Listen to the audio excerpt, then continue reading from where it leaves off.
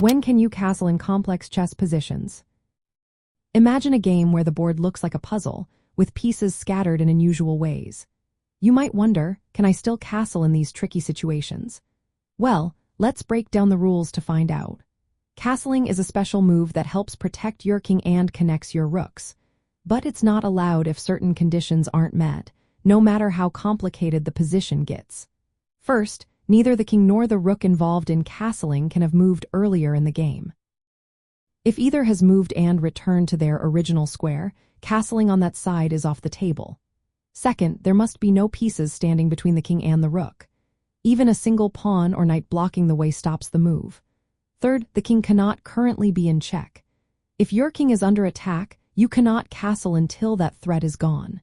Fourth, and very important, the king cannot pass through any square that is under attack by an enemy piece. For example, if a bishop or knight controls a square the king needs to cross, castling is not allowed. Fifth, after castling, the king must not end up in check. So, even if the move looks good, if it lands the king in danger, it's not legal.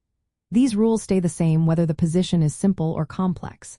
In tricky situations, you need to carefully check if any enemy piece controls the squares the king moves through. Sometimes, a knight or bishop might be controlling a square you didn't notice.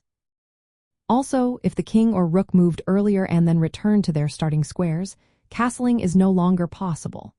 Remember, castling is meant to improve your king's safety and connect your rooks. But in complex positions, it's wise to verify all these conditions before making the move.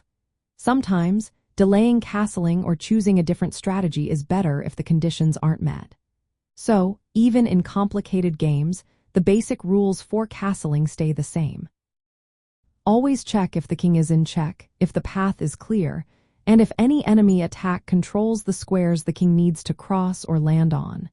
That way, you can make sure your move is legal and safe.